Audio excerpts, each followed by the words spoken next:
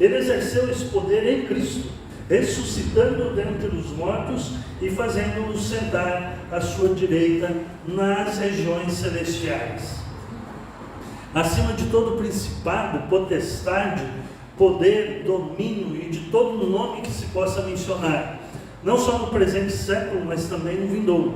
Ele sujeitou todas as coisas debaixo dos pés de Cristo, e, para ser o cabeça sobre todas as coisas, o deu à igreja, a qual é o seu corpo, a plenitude daquele que a tudo enche em todas as coisas.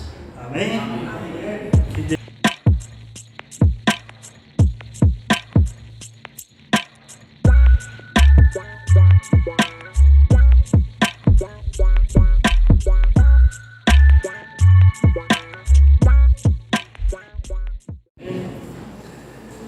Prazer estar aqui com os irmãos de novo para compartilharmos a palavra de Deus. Convido os irmãos para lermos Efésios capítulo 1, versículos 15 até o 23. Vou fazer uma série de sermões sobre Efésios, sobre a carta de Paulo aos Efésios. E neste texto é a oração de Paulo pedindo entendimento espiritual. Então, nós vamos falar sobre isso hoje. Eu vou ler o texto e os irmãos acompanhem aí na tradução que os irmãos têm. Diz assim: por isso também eu, Paulo, tendo ouvido a respeito da fé que vocês têm no Senhor Jesus, e do amor para com todos os santos, não cesso de dar graças por vocês, mencionando-os nas minhas orações. Peço ao Deus de nosso Senhor Jesus Cristo, o Pai da glória, que conceda a vocês espírito de sabedoria e de revelação no pleno conhecimento dele. Peço que ele ilumine os olhos do coração de vocês, para que saibam qual é a esperança da vocação de vocês, qual é a riqueza da glória da sua herança nos santos, e qual é a suprema grandeza do seu poder sobre nós, os que cremos, segundo a eficácia da força do seu poder. Ele exerceu esse poder em Cristo, ressuscitando dentre os mortos e fazendo-os sentar à sua direita nas regiões celestiais. Acima de todo principado, potestade, poder, domínio e de todo nome que se possa mencionar, não só no presente século, mas também no vindouro. Ele sujeitou todas as coisas debaixo dos pés de Cristo, e, para ser o cabeça sobre todas as coisas, o deu à igreja, a qual é o seu corpo, a plenitude daquele que a tudo enche em todas as coisas. Amém? Amém? Que Deus abençoe a sua palavra aqui nesta noite. Eu quero propor para os irmãos hoje, já viram ali, as bênçãos espirituais em Cristo, e eu quero propor que Deus quer discípulos com mentes iluminadas pelo Espírito Santo. Deixa eu abrir aqui que o meu fechou aqui.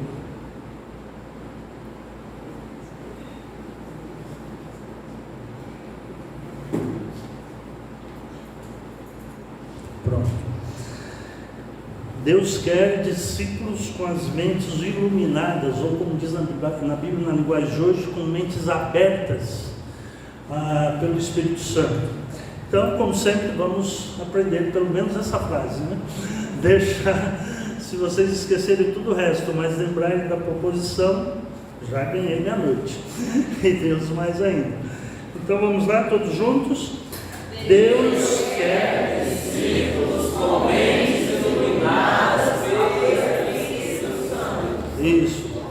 O abertas ali é só para vocês entenderem. Vamos eliminar o abertas para ficar mais fácil de repetir. Vamos lá, todos juntos de novo. Deus quer discípulos com mentes iluminadas pelo Espírito Santo. Volta lá. Vamos lá, todos juntos. Deus quer discípulos com mentes iluminadas pelo Espírito irmãos quiserem, os irmãos podem tirar uma foto, daí vocês memorizam mais fácil, né? Mas é isso que Deus quer de nós. A oração na vida do apóstolo Paulo sempre fez parte da sua devoção, do seu ministério e dos seus ensinos. Nós vamos encontrar no decorrer das cartas que Paulo escreveu várias orações. Aqui em Efésios ele faz 3 orações. Nós estamos lendo a primeira que Paulo faz na sua carta. Mas ele faz oração aos Filipenses, ele faz oração quando ele escreve aos Colossenses e assim por diante. E quando ele não faz uma oração longa como essa aqui, ele faz pedidos curtos, entre outras coisas. De modo que a oração faz parte do ministério de Paulo, mas não do ministério, não somente do ministério, mas também da sua vida diária e dos seus escritos, dos seus ensinamentos. E o que levou Paulo a orar pelos Efésios? Lembra-se que no domingo passado nós falamos aqui sobre as bênçãos espirituais em Cristo. Alguém lembra quais eram? Primeira, nossa eleição em Cristo, lembra-se? Eleição em Cristo, nossa redenção em Cristo e o selo com o Espírito Santo que Deus nos outorgou como garantia da nossa herança. Lembraram? Certo? Agora Paulo ora pela igreja de Éfeso e ele começa dizendo: por isso também eu, me ouvindo a respeito da fé que vocês têm no Senhor Jesus Cristo e do amor para com todos os santos, não cesso de dar graças por vocês. Por quê? Porque Paulo sabia, tinha plena certeza de que aqueles irmãos tinham sido eleitos, tinham sido redimidos em Jesus Cristo e tinham sido selados com o Espírito Santo da verdade. De modo que agora Paulo diz: por isso também eu não cesso de orar por vocês e dar graças a Deus por vocês. E por que ele ora? Paulo ora porque aqueles crentes têm uma fé viva no Senhor Jesus Cristo. Se alguém viesse visitá-los aqui, ficasse aqui um mês, como a irmã vai fazer lá em Portugal, é um mês, 2, sei lá, 6 meses, mas frequentasse uma igreja, o que é que essa irmã vai sair dizendo dessa igreja? Puxa, aqueles irmãos lá têm fé em Jesus Cristo. Era isso que Paulo ouvia falar daquela igreja. Esses irmãos têm uma fé viva em Jesus Cristo, que não só apenas lhe garante a salvação, mas também faz com que esses irmãos vivam o Evangelho a cada dia, a ponto de frutificarem no reino de Deus.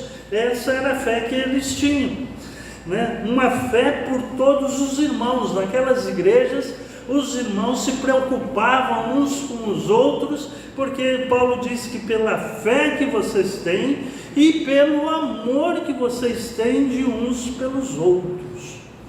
O amor tem que ser a marca do cristianismo, do cuidado de uns para com os outros. Hoje nós temos facilidade com a internet de nos comunicarmos com todas as pessoas, todos os membros da igreja, todos os irmãos, e orarmos uns pelos outros e demonstrarmos o nosso amor uns pelos outros, até por uma mensagem do celular. E certamente, se você não viveu essa experiência, vai viver um dia, porque é muito bom quando você recebe uma mensagem e diz: puxa, Luiz, lembrei de você hoje e orei por você. Já recebeu assim uma mensagem? E isso não anima a gente? Isso é amor, né? Demonstrar amor de uns para com os outros. Então Paulo ora porque aqueles crentes tinham fé em Jesus Cristo e tinham um amor muito firme de uns para com os outros. Quais são os pedidos que ele faz? Quais são os pedidos? Paulo, eu coloquei ali, pode passar isso, uma série de versículos ali, que o primeiro pedido que ele faz, olha: não cesso de dar graças, mencionando o versículo 17: peço ao Deus de nosso Senhor Jesus Cristo, o Pai da glória, que vos conceda espírito de sabedoria. Espírito de sabedoria. E eu coloquei vários textos ali que falam a respeito de como a Bíblia menciona a importância de nós termos sabedoria. né? E no Espírito Santo. O texto de Judas que eu botei ali, versículo 20, Judas só tem um capítulo, então diz, orando no Espírito Santo, e vários textos que vão falar disso, que Ele dê a vocês o seu Espírito, o Espírito que os tornará sábios e revelará Deus a vocês. É esse Espírito de sabedoria que Ele quer. Tem outra tradução, NVT, nova versão transformadora, que usou que Ele vos dê espírito de entendimento e sabedoria, ou sabedoria e entendimento, nós vamos ver daqui a pouco, né? Refere-se ao trabalho do Espírito Santo, está escrito ali, tá, né? Coloquei? Onde está? Isso, refere-se ao trabalho do Espírito Santo para dar discernimento, para nós entendermos a palavra de Deus. Meus irmãos, como tem surgido heresias no nosso meio, nas mídias sociais, então, com pessoas que leem um texto fora de contexto e saem falando um monte de coisas em nome de Deus e que Deus não disse, porque não tem o espírito de sabedoria para entender o que Deus disse através da sua palavra. Então Paulo ora para que nós tenhamos o espírito de sabedoria para entendermos o que Deus revelou na sua palavra. Então ele diz, refere-se a esse trabalho do Espírito Santo para fazermos nos entender. Mas nós estudamos na semana passada que nós já recebemos o Espírito Santo, não foi assim? Quando creram, versículo 13, nele também vocês, depois que ouviram a palavra da verdade, o evangelho da salvação, tendo nele também crido, receberam o selo do Espírito Santo da promessa. E como é que ele pede agora para você receber o Espírito de sabedoria? Eu coloquei ali porque a questão da habitação do Espírito Santo em nós é uma questão de intensidade. Lembra-se das 4 experiências que eu tenho que ter com o Espírito Santo? Ser batizado no Espírito Santo, receber o selo da promessa, produzir o fruto do Espírito Santo, buscar os dons do Espírito Santo e ser cheio do Espírito Santo.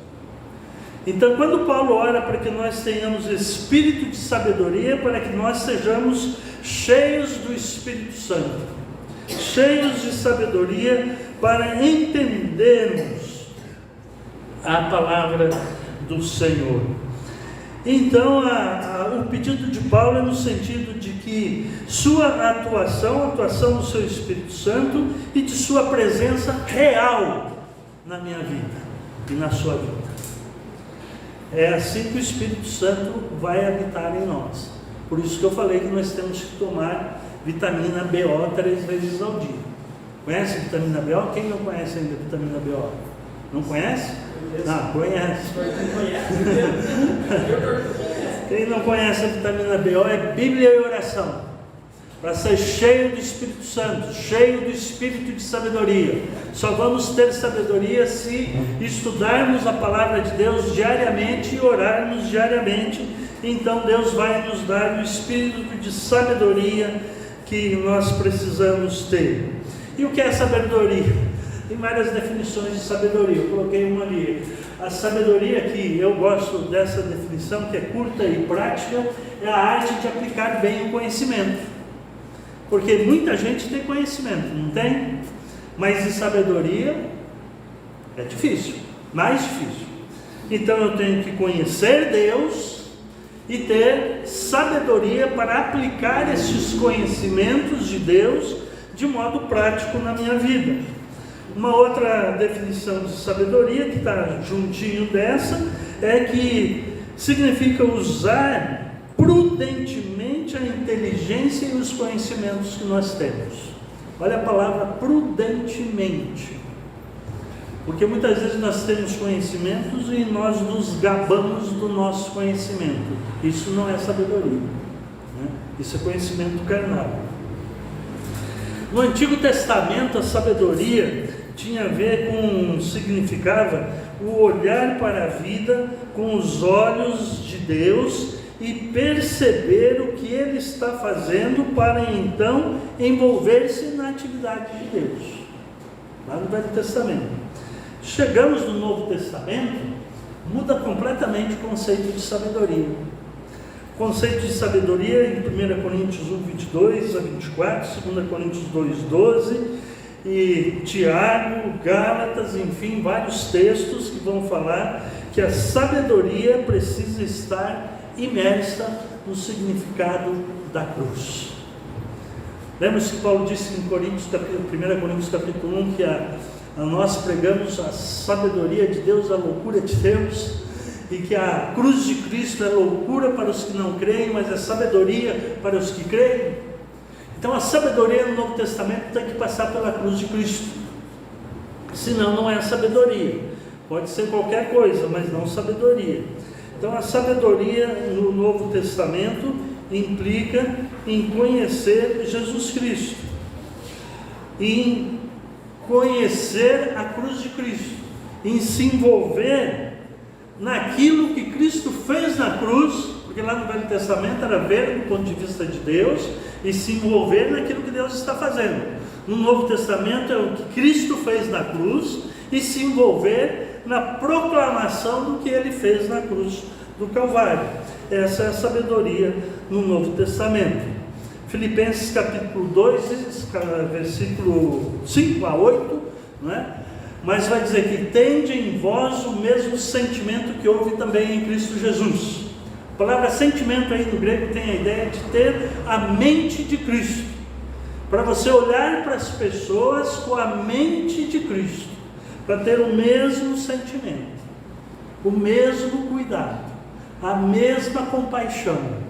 Sem cruz no Novo Testamento não tem sabedoria. Tem que ir para a cruz de Cristo para eu ter a sabedoria. E eu coloquei aí as características de sabedoria que eu gostaria de ler com os irmãos em Tiago, capítulo 3, versículos 13. Olhei sua Bíblia aí um pouquinho para frente, você vai achar Tiago, capítulo 3, versículos 13 a 18. E diz assim: quem entre vocês é sábio e inteligente, mostre com as suas obras em mansidão de sabedoria, mediante a sua boa conduta. Olha só esse texto, vou repetir. Quem entre vós é sábio e inteligente, mostre as suas obras em mansidão de sabedoria, mediante a sua boa conduta. Aonde? Em todos os lugares que você estiver. Então eu vou demonstrar sabedoria pelo meu procedimento. E aí versículo 17, mas a sabedoria lá do alto é primeiramente pura, depois pacífica, gentil, amigável, cheia de misericórdia e de bons frutos, imparcial e sem fingimento. Percebe? É essa a sabedoria que você tem? Capítulo 3 de Tiago, versículo 17, as características da sabedoria. Em Gálatas 5, 22 e 23 é uma espécie de paralelo com o que Tiago disse da sabedoria, que é a manifestação do fruto do Espírito, que isso eu já sei que vocês sabem de cor: amor, alegria, paz, longanimidade, benignidade, bondade, fidelidade, mansidão, domínio próprio. A sabedoria é pura, pacífica, gentil, amigável, cheia de misericórdia e de bons frutos, imparcial e sem fingimento. Quem é sábio não precisa ficar mostrando que é sábio, não? É sem fingimento. Vamos lá, qual é o segundo pedido que Paulo faz pela igreja de Éfeso? Que vocês tenham espírito de sabedoria e de revelação. Espírito de revelação. Outras traduções dizem que vocês tenham entendimento para compreender Deus. O espírito de revelação aqui é a visão de todas as coisas deste mundo e dos valores tal como eles são traduzidos no céu. Então revelação, espírito de revelação aqui não tem nada com Deus me revelou que o irmão está em pecado. Nada disso. Tem a ver com a visão do ponto de vista dos valores como são traduzidos nas regiões celestiais em Cristo Jesus, ou no céu, como diz o autor. Então, visão espiritual, né? Nós gostamos muito de falar, e da mídia então é explorado isso. Eu tive uma visão espiritual. Bom, visão espiritual, segundo a Bíblia, é ver o mundo e as pessoas como Deus a vê. Deus é Espírito, e importa que os seus adoradores o adorem em Espírito e em verdade. O que é visão espiritual? Ver o mundo como Deus vê, ver do ponto de vista de Deus. Porque qual é a nossa tendência? Notadamente quando nós vemos o irmão errando, pecando, é o quê?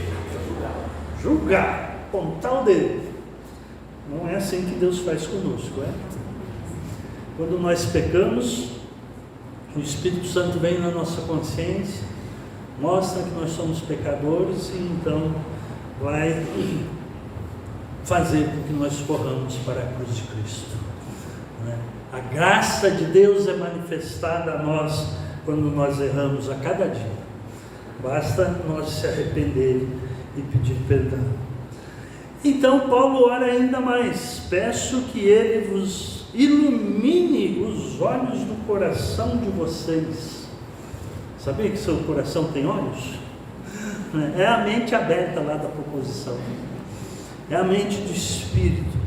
Peço que Ele, antes disso, Espírito de sabedoria e de revelação no pleno conhecimento dele. Já estava adiantando o texto aqui.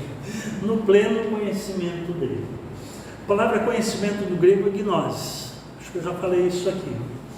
Mas a palavra que foi traduzida aqui por pleno conhecimento, que é usada também por Paulo em Colossenses e em Filipenses, é epignosis, que significa conhecimento pleno mesmo. Mas não só um conhecimento pleno, é um conhecimento que implica a prática de conhecer Deus praticamente. É como Jó. Lembra-se de Jó? Antes eu te conhecia só de ouvir falar, agora de contigo andar, de te experienciar, de te ver.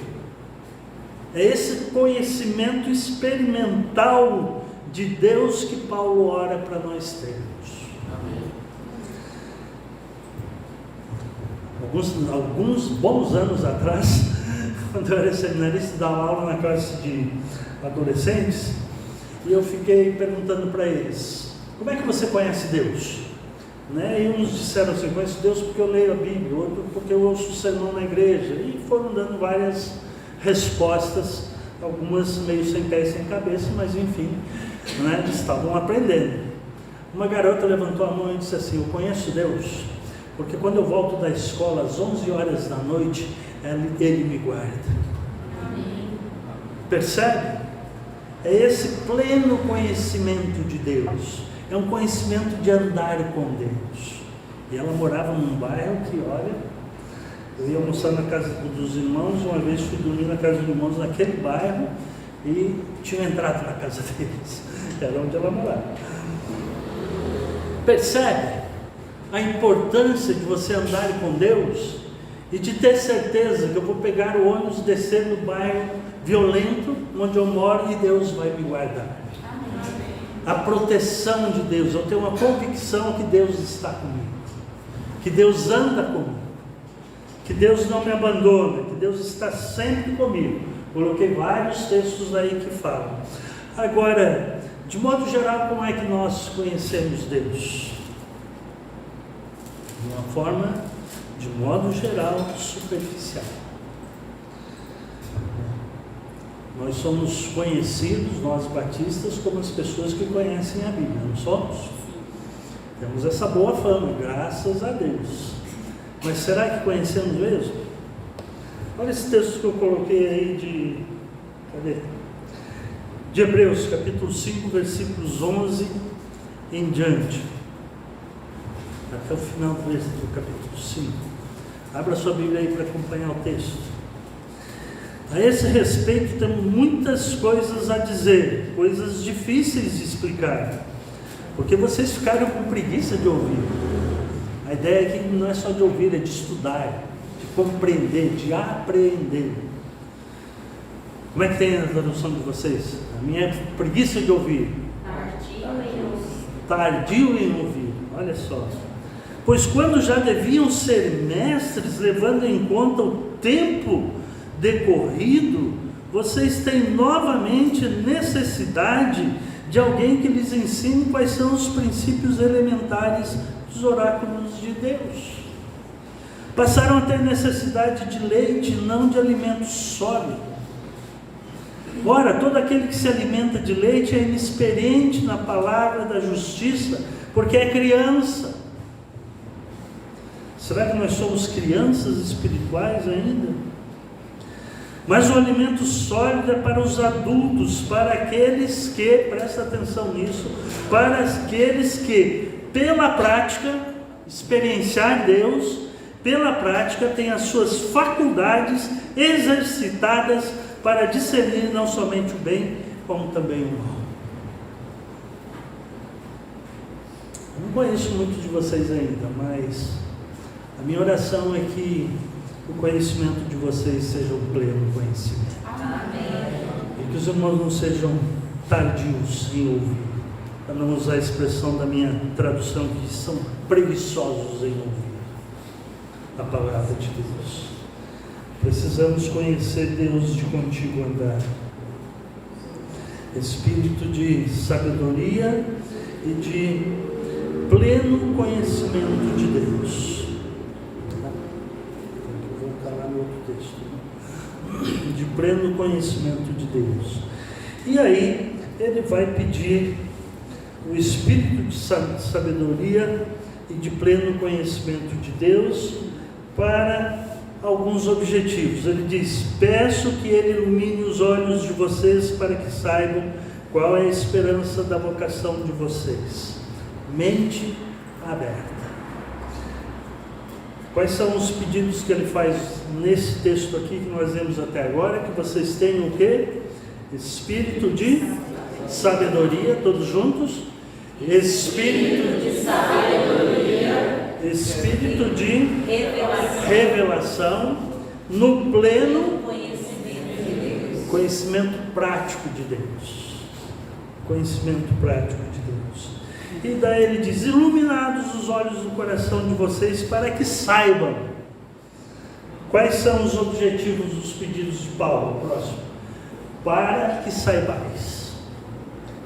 E aí ele vai mostrar o que nós precisamos saber conhecendo esse Deus de forma prática. Esse aqui é as cenas do próximo capítulo. Domingo que vem eu vou falar sobre isso. Agora eu gostaria que você curvasse a sua cabeça e pensasse. Vamos para a aplicação prática. Deus quer discípulos com mentes iluminadas pelo Espírito Santo. Vamos repetir de novo? Deus quer discípulos com mentes iluminadas pelo Espírito Santo. Espírito de sabedoria, espírito de revelação, pleno conhecimento de Deus, mente iluminada pelo Espírito Santo. Mente iluminada pelo Espírito Santo. Então vamos orar nesse sentido. Que o Espírito Santo de Deus ilumine a nossa mente e que nós a cada dia possamos conhecer Deus de forma prática, plena, vivendo Deus, tendo experiências com Deus. Eu não sei qual é a situação da sua vida, mas a minha oração é que você tenha conhecimento pleno de Deus. Vamos orar? Deus Pai, muito obrigado, Senhor, pela Tua Palavra. Obrigado, Senhor, porque nós na Tua Palavra podemos buscar sabedoria. Podemos, Senhor, ter espírito de sabedoria, podemos aplicar prudentemente o conhecimento que nós temos de Ti. Muito obrigado, Senhor, porque Tu se revelaste a nós e nós podemos ter esse espírito de entendimento para compreender a Tua Palavra. E, Senhor, nos ajuda esta igreja, que cada um de nós tenhamos pleno conhecimento de Ti. Que a cada dia, Senhor, nós possamos Te conhecer, de contigo andar, de ter experiências contigo. e de sentirmos, Senhor, o Teu Espírito movendo as nossas vidas para o Teu querer, para o Teu caminho. Amém. Ajuda-nos, Senhor, nesse sentido. É a minha oração nesta noite, em nome de Jesus. Amém. Amém. Que Deus nos abençoe em nome de Jesus. Amém.